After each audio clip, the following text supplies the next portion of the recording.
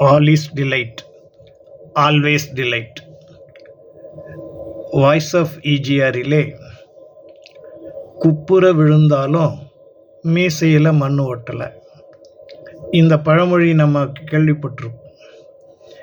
என்னதான் தப்பு செய்து மாட்டிக்கிட்டாலும் நான் உத்தமன் அப்படின்ற ஒரு நிலையை வெளிப்படுத்துகிற பழமொழி. இந்த பழமொழி மூலமாக நமக்கு என்ன சொல்ல வருதுன்னு பார்க்குறோம்.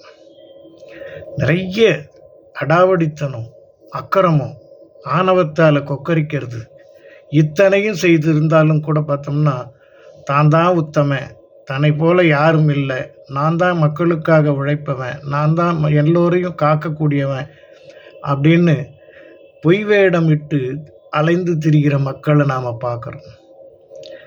இந்த நிலையில் யாரை திருப்திப்படுத்த அந்த பொய் சொல்லுகிறான்?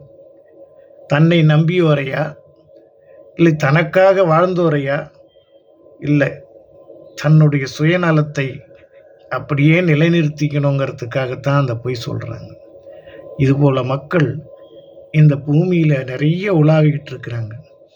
அப்படிப்பட்ட மக்களை நாம் போற்றினால் அவர்களுக்கு அகங்காரம்தான் அதிகமாகுமே தவிர ஆணவம்தான் அங்கே கொக்கரிக்குமே தவிர தன்னுடைய தவறை அவர்கள் உணரவே மாட்டார்கள். அப்படிப்பட்டவர்கள் இந்த பூமியில் இருந்தும் வீணே. அப்படிப்பட்ட வீணர்களை நாம் அனைவரும் கண்டறிந்து ஒதுக்கி வைக்க வேண்டும். சமுதாயத்தில் அவர்களை கலந்து உறவாடுவதற்கு அனுமதிக்க கூடாது.